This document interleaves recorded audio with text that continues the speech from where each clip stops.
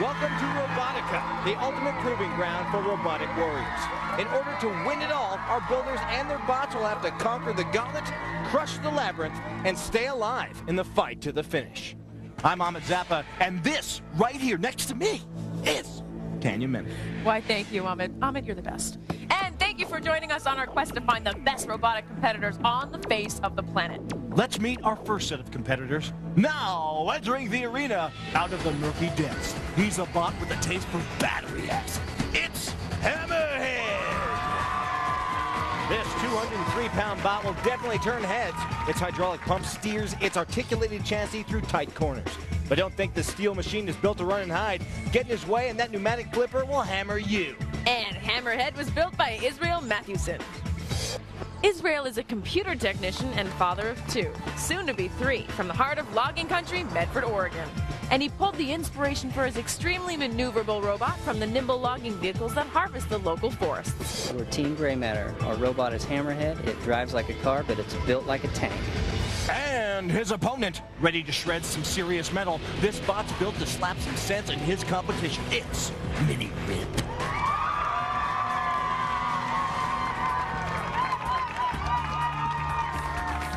Crushing the scales at 188 pounds, Mini Rip features tank-style steering and a gear ratio tailor-made for ultimate pushing power. The steel bulldozer blade will take on all comers, and any who get nasty will get a slug upside the head gasket with Mini Rip's 10-inch hammer disc that spins at 2,300 RPM. And Mini Rip's shredmaster is Chris Hannold. Chris is a computer support technician from North Carolina, but more than that, he's a former Robotica competitor. After a poor showing in Season 1, he's back with a brand new bot and his score to settle. We're a lightweight robotics. Got Mini Rip coming up. We're going to do the best we can with what we got. It's called the Gauntlet, and it makes boot camp look like band camp. And here's how it works.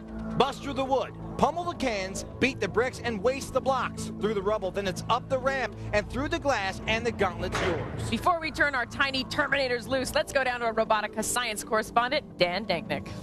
Both these robots have powerful motors and ample ground clearance, but Mini Rip's plow is flat and not V-shaped, so it might collect too many paint cans and bricks, and he won't be able to move.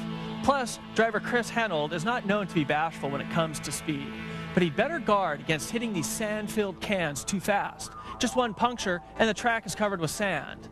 Hammerhead, meanwhile, with his brilliant adjustable suspension, will have no trouble climbing over anything in his path. Thanks, Dan. Dan, it's Gauntlet time. Let's do it. Robots ready. Here we go. Mini Rip with that monster plow pushes over the cans, gets on top of them there. Seems to be flailing a bit. Hammerhead takes a steady approach through the can, smooth around the turn. Oh, but into the wall. Mini Rip still on those cans. Dan? Ahmed, this is an odd obstacle for a plowbot to get stuck on. Mini Rip should push through those easily. Looks like he's finally loose, but now he hits the wall. And Hammerhead's climbing the rail. There he goes through the bricks, looking for the block. And he gets them, climbs over, and he's at the halfway point. Mini Rip trying to get things working now. He's into the bricks, and Hammerhead steals the blocks. Now we've got a confrontation. Hammerhead sideways. Mini Rip's got the position. Hammerhead's just spinning his tires. Mini Rip's gonna ram him. That tight wheelbase is causing Mini Rip problems, Ahmed. The slightest turn on the control stick sends him straight into the wall. Hammerhead facing Mini Rip now. The plow gets underneath him. Mini Rip pulls back. Well, now they're going to go back to the course. Okay.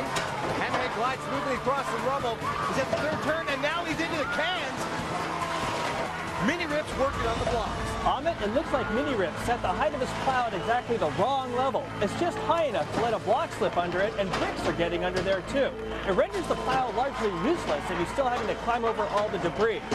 And now he's on top of the cans again. Mini Rip having problems, but none for Hammerhead. He's back at the starting area. He does have some wood jammed in his hinge, but it falls free, and he tries for the ramp. This is where that articulated chassis may cause problems. He can't spin in place to get the right angle. He needs to back up, reposition, and take another run at it. Mini Rip surfing a sea of cans. Chris Hannold looks calm, but he is lagging. Mini Rip stuck against the rail. He goes backwards here, gets off the cans, Now he'll turn that Plow forward again. More steering problems. That's a shame. And Hammerhead cannot get up the ramp. I wonder why he doesn't flip his wedge up at this point, Amit. It's getting caught on the ramp. Oh, his tires find traction. He gets up. But here comes Mini Rip. Hammerhead now breaking glass on the platform. I bet we get a showdown up here, Dan. That's only if Mini Rip can get up the ramp. He's wisely turning backwards to keep from jamming that Plow. Hammerhead, meanwhile, breaking more glass. He's clearing out the center of the platform. He backs across, gets another pane. And Mini Rip still has those tight steering problems, Amit. He has to hurry. Hammerhead is making quick work of the forest of glass. He's backing up, looking to clear out the corner. And here comes Mini Rip. He's up, baby. He's turning. Looks like he's going to go right after Hammerhead. Hammerhead breaks another pane. Mini Rip's biding his time. Here he goes. The Mini Rip cam. He gets underneath him. He lifts Hammerhead's tires. And now he'll hit him again. Hammerhead's in a good place here, Amit. He's against that pillar, keeping Mini Rip from pushing him off the platform. Oh, he dodges a blow. Mini Rip smacks the pillar. Hammerhead goes right after the glass. One pane left. Strategy time, Amit. No one wants to break that last pane because it's too far away from the bonus glass. Mini Rip going for the knockout punch. He's underneath Hammerhead. The crowd cheering for it. Now Hammerhead's free. Oh, and he breaks the glass. Mini Rip's got position, but he goes too early. Oh, he backs through it. The bonus pane is his. We've never seen it done like this before. Hannold gets the final 15 points. Nicely done. This is going to be close. We got to check the scores on this one. Amit, Hammerhead was able to take an early lead due to Mini Rip steering problems, but Hammerhead had problems of his own at the ramp, which helped Mini Rip close the gap. The pushing match on the platform also failed to establish a clear advantage, but Mini Rip was in the right place at the right time for the bonus points. Hammerhead and Mini Rip tied. Amazing. What a run. Hammerhead and Mini Rip are tied at 75 points apiece. Tanya's down the floor. Tanya? All right, we have Chris and Greg Hannold with Mini Rip. Now, Mini Rip, lots of power. He's a scrappy little guy, isn't he? He sure is. He's built tough. He's solid. We had a little problem getting around him, but and a little problem driving, but I think we're improving from Series 1. Okay, and how do you know how to set the height of your plow? It's a guess. A guess? Yeah. Okay, so do you think that your design was a help or a hindrance? It's definitely a help this time around. We got higher ground clearance. We can get over the bricks and cans and stuff.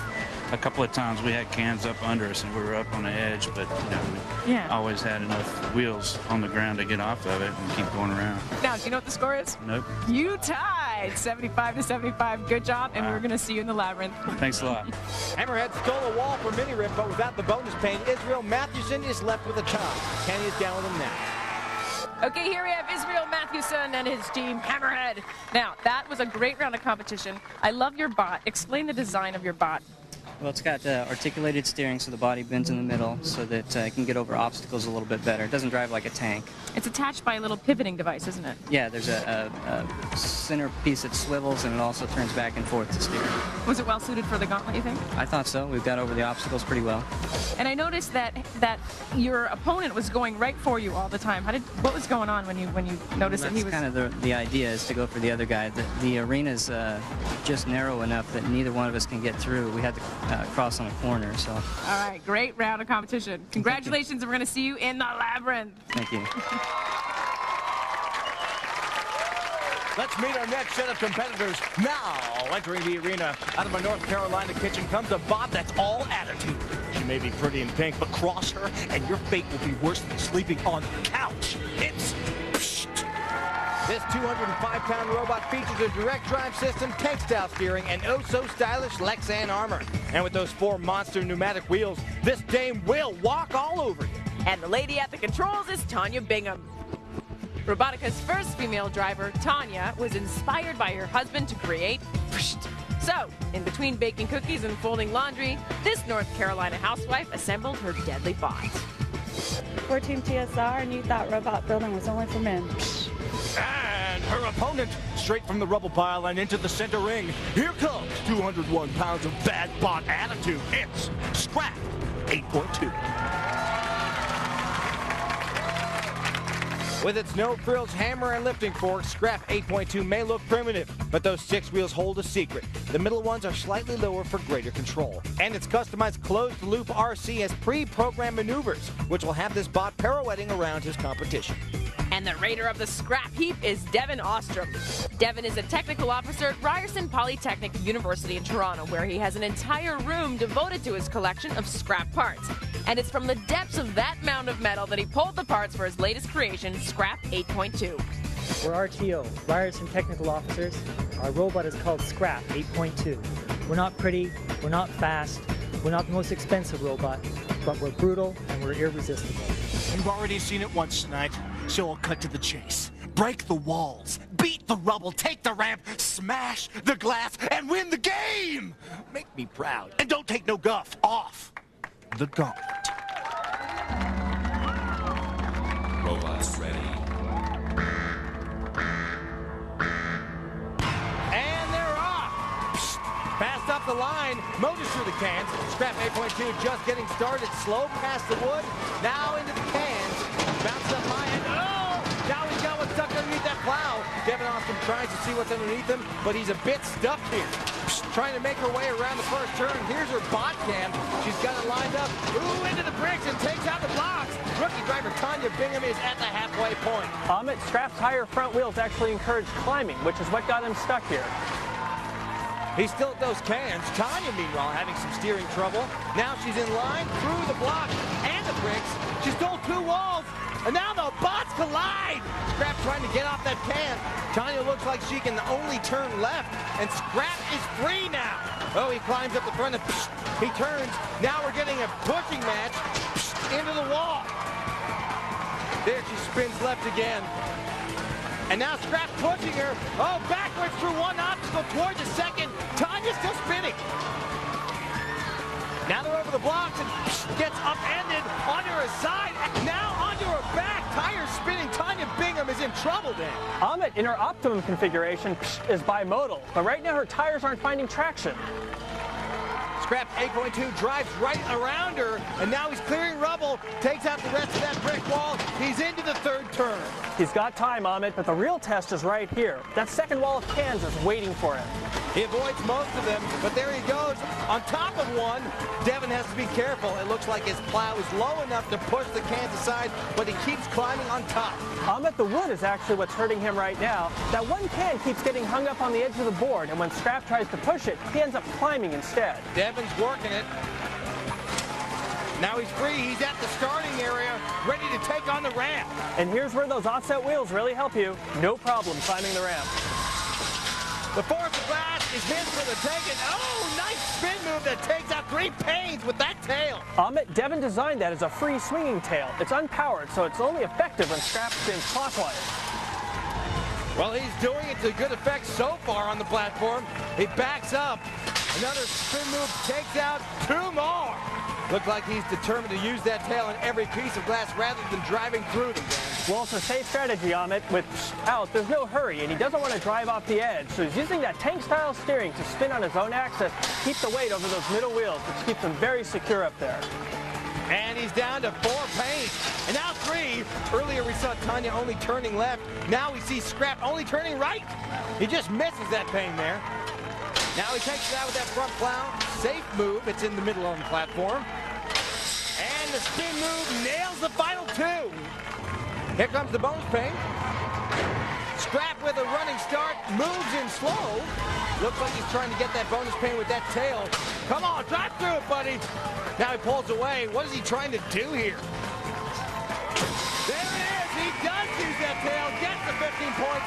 Devin Ostrom had big problems early, but persistence and patience paid off. He's won the gauntlet. A single obstacle can make or break you in the gauntlet, and for Scrap 8.2, the cans nearly did him in. Once he fell behind, he knew he'd have to fight his opponent, and that success enabled him to win. And Scrap 8.2 takes it. An amazing race. Score there, Scrap 8.2, 70 to 65. Tanya's down with the winner right now. Tonya? All right, here we have Devin Ostrom and his team, Scrap 8.2. So, what was your strategy going into this round of competition? Strategy was to go slow and steady. We had a little bit of problems, but it went okay. You did, you're still shaking, I can see here, huh? So what made it happen for you? Your power or your driving ability, would you say? Oh, gosh. Certainly wasn't my driving ability. It's the power of the bot. So how come you had steering problems? Oh, well, also because I'm a little nervous and I hadn't had much time to drive and test the robot. But we'll do better. We'll get better. Well, congratulations. Scrap 8.2. Here we go for the next round of competition. So with everyone through the gauntlet, the scores look like this. It's Hammerhead and Mini Rip in a tie with 75 points apiece, and Scrap 8.2 leading 70-65. Coming up, it's Labyrinth time, and it'll take all the battery life they've got to make it through. And later, a fight to the finish that's sure to stop your heart. All this and more when Robotica continues. Robotica. Consult your doctor before use.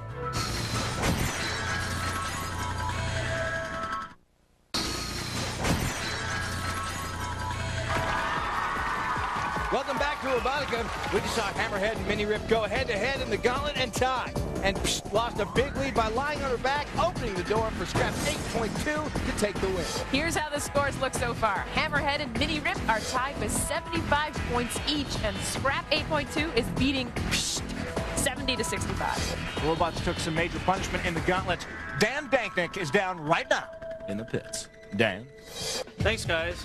Now, the first thing I noticed about Mini Rip is a real small wheelbase. That's the distance between the front and the back axles. Chris, what sort of advantages does this give you out there? It gives us a real tight turning radius so we can just about spin in place with no problems, and it helps us clear out debris. Any disadvantages to it?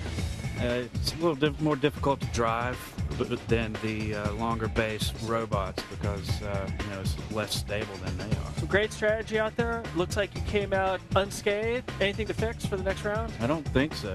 We're going to look it over, but I'm pretty sure all we're going to have to do is charge the batteries, and we'll be ready to roll. Very good, very good. Now let's check on their competitor, Hammerhead.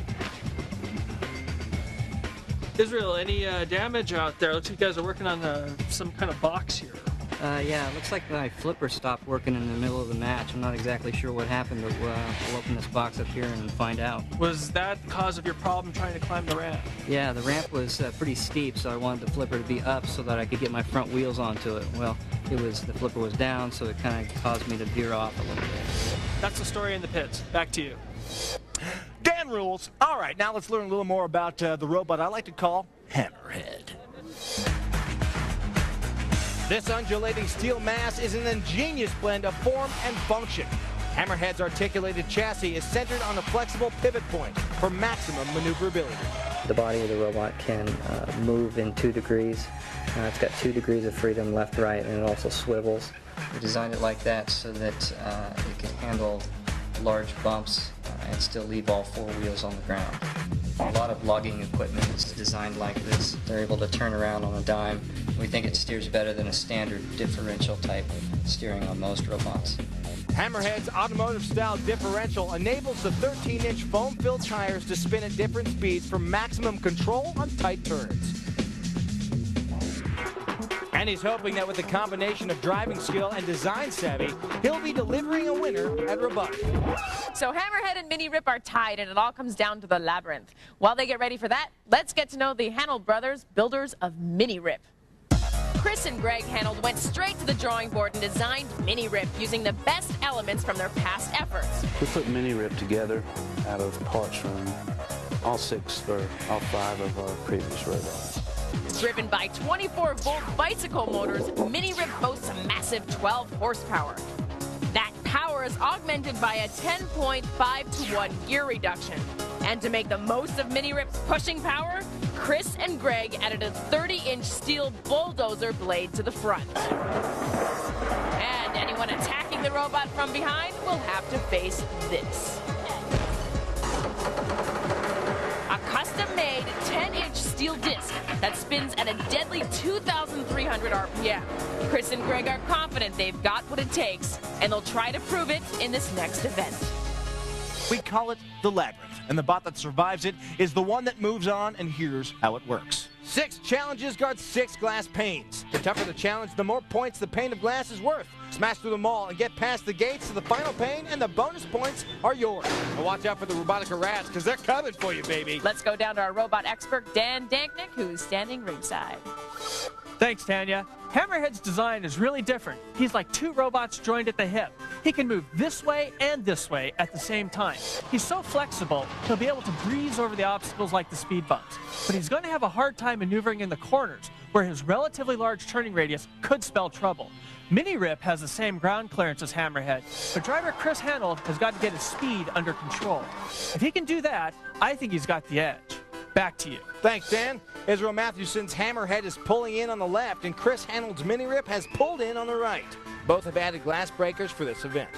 It looks like Hammerhead and Mini Rip are in position, and we're ready to get our Labyrinth on. Let's do it. Robots ready. And the Labyrinth is underway. We got to fight Mini Rip lifted in the corner completely upright as Hammerhead goes after him. Oh, but Hammerhead loses the glass breaker as Mini Rip falls on him. Nice. He better back off, Ahmed. If he loses that other glass breaker, he's done for in this competition. He doesn't seem to care, Dan. He's still ramming Mini Rip, but now the Plow gets underneath him. There's the Mini Rip cam as Hammerhead gets lifted. Oh, turnabout is fair play, and Hammerhead is jammed in the turntable. Mini Rip slams him, and now Mini Rip backs off. Time for points. Chris Hannold works across the rear speed bumps. These two bots came in here tied. It's crucial they both get points quickly. It looks like Hammerhead is going towards the corner with the flip ramp and the sand. Both require very precise steering. Automotive-style robots have notoriously had trouble with the sand because if you have to turn in a tight space, trailing wheels require more room to maneuver than tank steering. He's going for it. His wedge sticks there, and he gets the 25 points. He's trying to show you up, man. Mini Rip going for the spikes. Lining up backwards. He times it, and 15 points for him. He's down by 10. He's coming out backwards, too. Dan, why is that? I'm guessing to avoid denting his Plow on the spikes, Ahmed. If he bangs it and bends it down, it could mess up his ground clearance. Dan's got an answer for everything. Hammerhead's lining up the flip ramp. No room for mistakes here, and he swims right across. Gets 20 points. Israel extends his lead. Mini Rip tries to keep pace at the bridge. And this driving is all about clearance. That Plow would definitely stick in the bridge if he goes forward. 20 more for Mini Rip. The lead is still 10 with 2 obstacles to go. Hammerhead's now in trouble, Ahmed. He has to turn completely around in this narrow alley, and there's very little room. He's doing a multi-point turn here, but it's taking an awful lot of time. Now he goes for the ramp. Oh, he's sideways and lifted. Oh, somehow staying upright. Israel Matthewson almost bought it. Yeah, Ahmed, he can run upside down, but he'd have no glass breaker anymore. Mini Rip fighting his way back across the speed bumps. Chris looking to get a better vantage point here. Mini Rip is through the saloon door. He's going for the rollers. Boy, he just loves running this course backwards, Dan. Got an explanation here? Okay, his glass breakers are closer to his Plow end, so going backwards gives him more time to accelerate them into the glass. Good enough. Mini Rip gets the 25 points. Now he's in the lead. The only obstacle left is the box, and the Hammerhead's being harassed by the Red Rat, who's finally gotten involved. Hammerhead up the rail. He's got to get by it.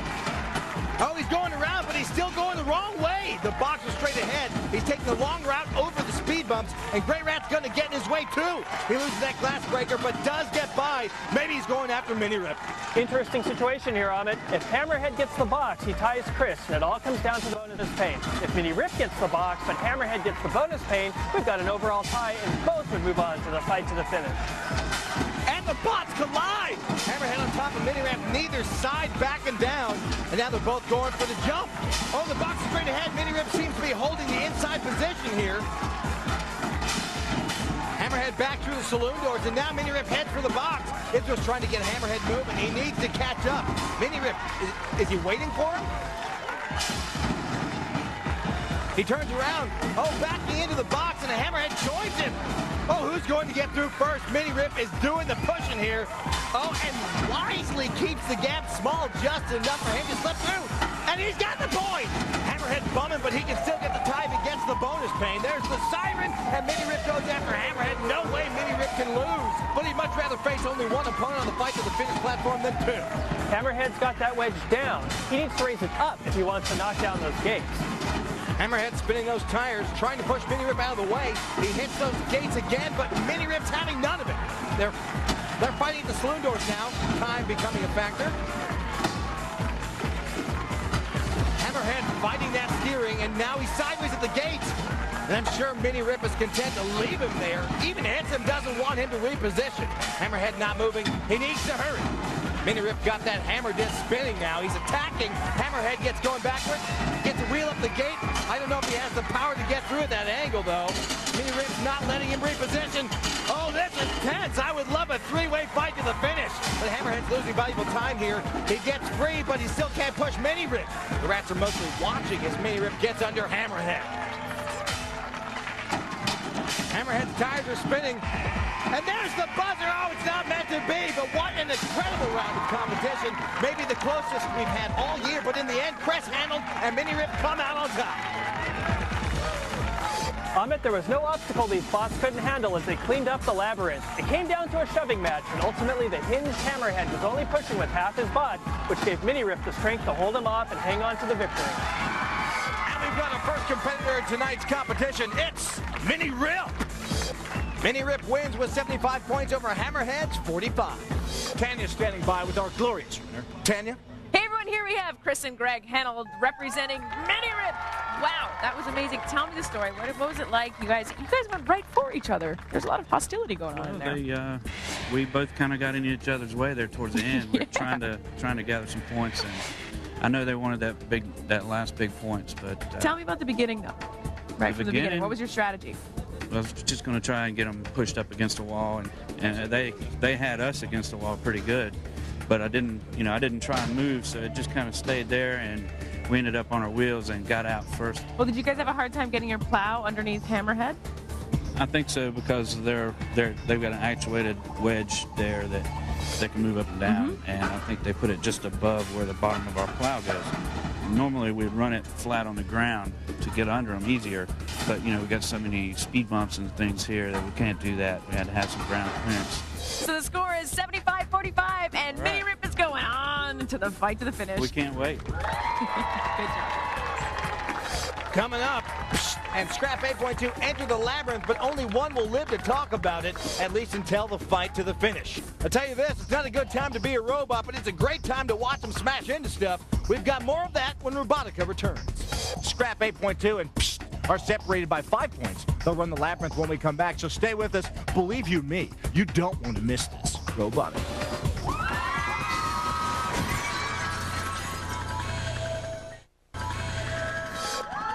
Robotica is back. In our last competition, Mini Rip and Hammerhead nearly proved themselves equals again. They both handled obstacles with very little trouble. But for the second time, the bonus pain eluded Hammerhead, giving Mini Rip the victory. Going into the Labyrinth, Scrap 8.2 is leading 70-65, but that can all change with the smash of the glass. It sure can, and as long as we're on the topic of smash, Dan Danknick is down in the pits as our robots try to repair themselves from the Gauntlet and prepare for the Labyrinth.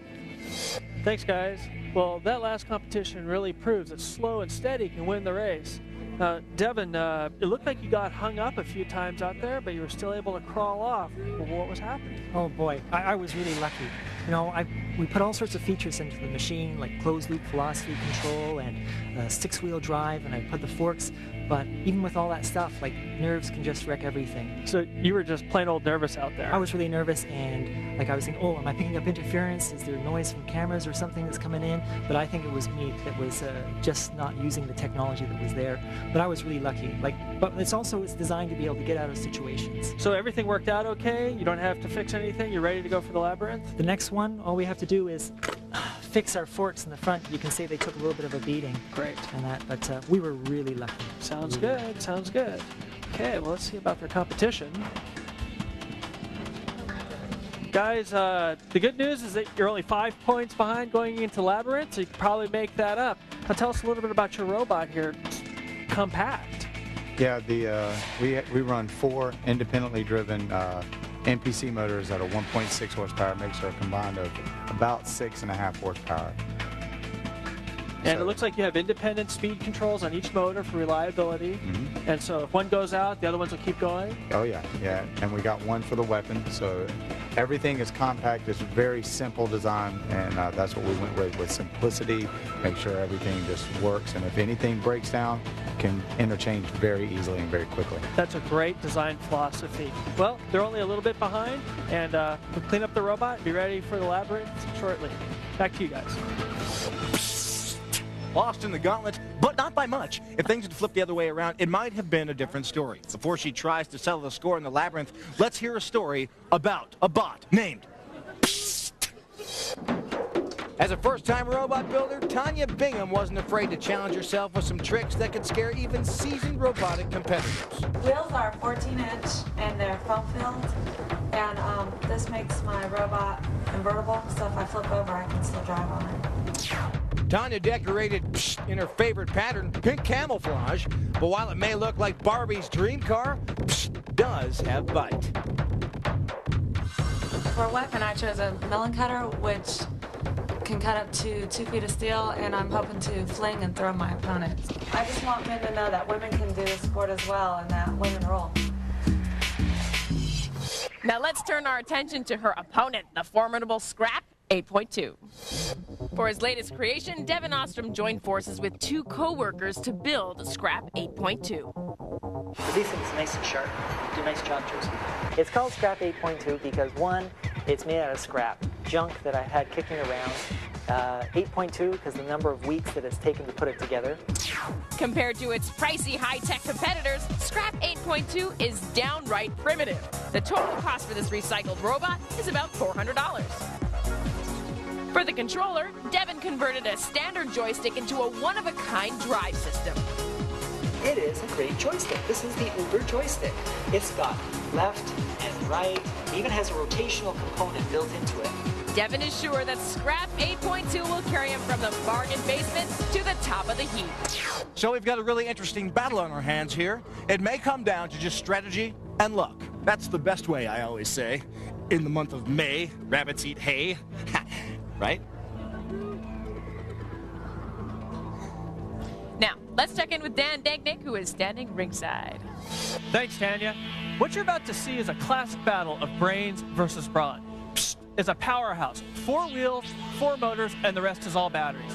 It's 200 pounds of brute force. However, Scrap 8.2 is a robot with a brain. While his outside may be made of scrap metal, the inside is truly innovative. He's got an onboard computer that controls the speed of the wheels on each side. In other words, it automatically compensates for a bumpy road. And that makes Scrap one of the most controllable robots in the competition. Back to you. Thanks, Dan. On the left is Tonya Bingham's and on the right, Devin Ostrom's Scrap 8.2. You can see the glass breakers they've added for this event. Labyrinth's got them. Nothing to do but watch, I suppose. Robotica. Robots ready. Turntable is moving. No scrapping inside. Looks like a mutual consent to go after points here. Is out first. She's headed toward the spikes. A little slow on the trigger here. Tonya Bingham is still getting the feel of how to drive her robot. She's got the angle and the timing. And the point, 15 for her. Scrap 8.2 finally out of the turntable. He's through the saloon doors, heading for the box. Both robots going for low point obstacles first, testing their mettle perhaps. Scrap taking his time. Now he's pushing the box smoothly, turns for the glass. Devin repositioning here. Ahmed, he's got his glass breaker at the back end of that long robot. He has to go in backwards to get those points. We're even in this competition. She's still tentative. She's getting coaching from her husband there, veteran robot builder Douan, who competed at Robotica last season. Ahmed, it looks like they're avoiding the suspension bridge, which the robot is very capable of handling. They might be afraid Tonya would drive off the edge and get stuck, but those big tires make that unlikely. Instead, they head over the speed bump, toward the corner with the flip ramp and the sand pit. This is a good place for points. And now the rats are getting involved, pinning Scrap 8.2 at the box. He does get past and heads over the jump. Easy pick, and Devin walking alongside his robot. He's turning toward the rollers now. Having some trouble on the speed bumps by the looks of it. He gets free now, turns around, and going for the sand. Ahmed, this is the obstacle this robot was designed for. Big tires, 4-wheel direct drive, and the Binghams gave it enough ground clearance to not kick sand into the drivetrain. Sure enough, she gets through easily, turns, and gets to 25 points. She's got the lead. Nice. Scrap still trying to get to those rollers. He wants to keep pace. Here's the Scrap cam. Slow going. Ow! Off the wrecking ball. You see Devin. What is he doing here? He's trying to turn backwards, Amit, but he doesn't have a lot of room in this alley. Looks like he'll try it straight. The glass breaker doesn't reach, and he can't turn around. There it goes. 25 for him. 2 obstacles left, and the rat's starting to interfere with... Amit, she wanted the flip ramp, but Tonya looks a little timid around the rat. Douan's trying to coach her now. It's either stay here or go clear across the arena to the suspension bridge, which she's already shown she doesn't want to try. Rat's pushing her now, but she's not moving, biding her time perhaps. Now she's turning. Oh, and the rat's out of the way. She heads back toward the flip ramp through the saloon doors. She's got an open lane. Tonya being very controlled right now, Dan. Here's another situation where if she gets flipped, she's not bimodal with that glass breaker. Good timing on the ramp, though, and 20 points. The bridge is the only obstacle left. Scrap works his way back from the rollers. There's the Scrap cam. He seems to be spinning his tires. That bridge is up for grabs for whoever can get over there fastest. And Gray Rat's trying to slow Scrap down. He pushes past, works his way over the speed bumps, and he's back out. He's trying to line up the saloon doors. The bridge is in sight. Good timing coming out of the flip ramp and into the sand. Floundering a bit. Steering still an issue for Tonya. Here she comes. Bangs off the red rat. She doesn't seem in any hurry here, Dan. She's not, Amit, and I'll tell you why. She's going to head to the exit and wait. That bonus class is worth 30 points. It'll give her the overall win, even if Scrap gets the bridge. Great strategy. I don't know if Scrap realizes what's going on. He'd be better off ignoring the bridge and heading to the exit himself. But here he goes. He is across now, trying to spin, and he knocks the glass loose. That counts, baby. The obstacles are gone. There he breaks it, but he's at the opposite end of the arena from the bonus pane. There's the siren. At the gate, Terry Pickett. Here she goes. She is up over, and she gets the points. That'll give her the win, baby. Tonya Bingham and her husband are pumped. He got to the fight to the finish last season, and she'll get there this season. A brilliant performance.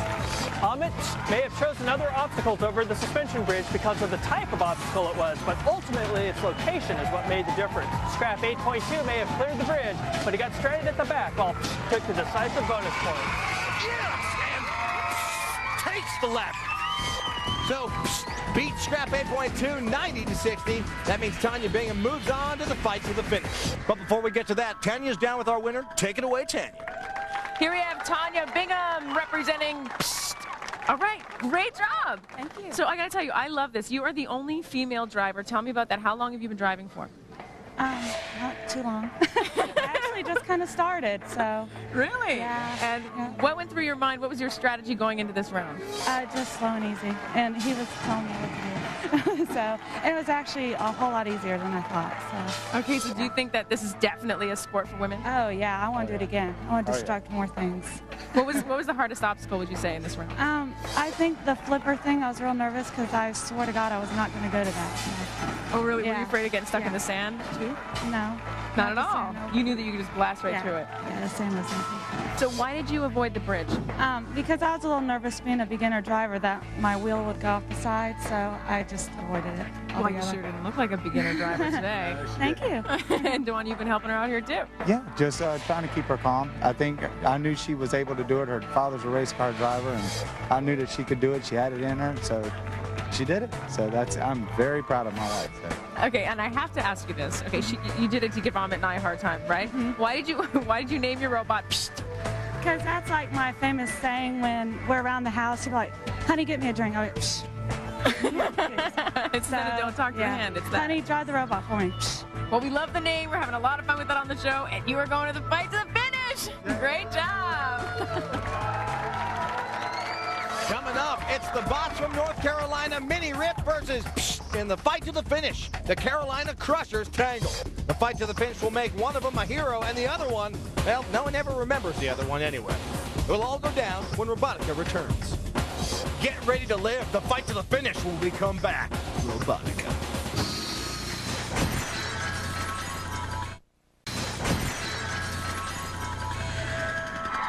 Welcome back to Robotica. What a show we've had tonight. Mini Rip and Hammerhead tied after the Gauntlet, but after a monumental battle in the Labyrinth, Mini Rip came out on top. Scrap 8.2 took the Gauntlet, but in a definitive Labyrinth sent Scrap back to the heat. With limited pit time before the Labyrinth, Chris Hannold found himself dealing with 100 little things on his robot, Mini Rip. All right, now, the flat tires, I don't know how that happened, but we ran without it because we're on four-wheel drive. And you can see if you look straight down there that wheel is pointing in that way. Towards the end, we started chewing on them a little bit. It really didn't do a whole lot of damage, but it sheared off the little hammer. There's a bearing under this solenoid here. It looks like it shifted. Meanwhile, Psh seemed to have come through the competition spotless. Okay. But there was one factor at work which pit time can never gauge: nerves. Going up against your friend? I'm a little nervous because I know he has a really good robot. So I'm a little nervous about it, but it's okay. Novice driver Tonya Bingham is going up against a true veteran in Chris, and Mini Rip's problems are all quite fixable. This fight to the finish may have very little to do with mechanics and everything to do with mentality. We've eliminated the rest. Now we're left with the best. But only one can move on to the Robotica finals. That's right, there can be only one. And to find him, we've devised a battle so brutal, it can only be called the fight to the finish. And here's how it works. Our two bots enter this elevated platform high above these razor-sharp spikes. They battle it out for 1 minute, and then the safety gates come crashing down. After that, it's an all-out war to be the only one left in the ring. The bots are in position. It's fight to the finish time, baby. Let's do it. The two teams have taken their positions in the skybox. This is the moment they've spent months preparing for. On the left is rookie Tonya Bingham with her husband, Douan. And here comes Psh, tentatively sometimes, but she's proven her capabilities. She's added an extension to that front wedge. We'll see how effectively she uses it. And there's veteran Chris Hannold with his brother Greg. And here comes Mini Rip. The pit time was put to good use, and everything is in working order. Both bots had incredibly tight competitions getting here. Their matchups came down to the final buzzer in the Labyrinth, and they both secured their rightful places on this platform by the narrowest of margins. But there's no such thing as a close victory in the fight to the finish. It's all or nothing. With a trip to the finals on the line, let's see how it goes down. Robots ready. Here we go.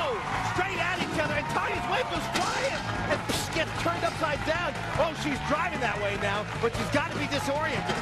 Mini Rip goes after her, and now she backs onto his plow, maybe trying to right herself, but no dice. She's pushing, and Mini Rip spins away and hits the rail. Oh, blasted by each other. Almost launches herself over the rail. Off another wall now. Mini Rip tries to get that plow in position. If she can use it to turn back over, she'll be much better off. It doesn't work. She's trying to get out of the corner, and Mini Rip pushes her up the wall. She's in the corner, spinning her wheels. Mini Rip's going to try to push her over the edge. Oh, she falls loose now, off the plow again, and she's in the clear. They square off. She goes up the rail, and Mini Rip misses with the plow. Backs away. Mini Rip again into the rail. Looks like she's playing a bit of keep away now. Funky spin move. She dodges him again, and now the gates go down. And oh no! Over the edge, unprovoked. She was too disoriented on the controls, and she's into the spikes. Chris Hannold is the victor. He's got a hug from his competitors, and he's got a spot in the Robotica finals. You've got to give credit to Tonya Bingham and her robot. It's in its death throes there. She fought a hard match, but ultimately the day belongs to Chris Hannold. Congratulations! There you go. Looks good on you. Tonya's steering problems were exploited immediately when these bots collided. Once was upside down, everything was reversed. Left was right, backwards was forward. And Tonya couldn't get her robot righted despite several attempts. Even if she hadn't driven herself off when the gates dropped, Mini Rip would have probably finished the job. And there it is, in an incredible battle. Mini Rip stays alive, and on the platform, we'll have a word with Chris Hannold when we return. So stay with us, Robotica.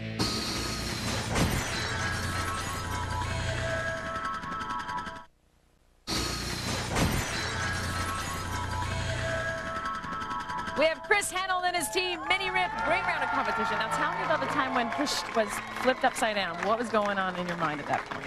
Well, we were glad that happened because it was going to be tough for them to get used to driving upside down. I don't think they had a lot of practice on that part. So we kind of slowed down, took our time, and tried to get to where we could push them around a little bit. And then you got trapped in the corner. What was that all about? Well, trying to get them over the edge before the fence dropped, because that's kind of cool. But, sometimes it happens, sometimes it doesn't. We got a time limit on that, so you had to back up again. Then you tried to do it again, right? Kept on hitting. Great job, and we are going on to the Robotica Championship.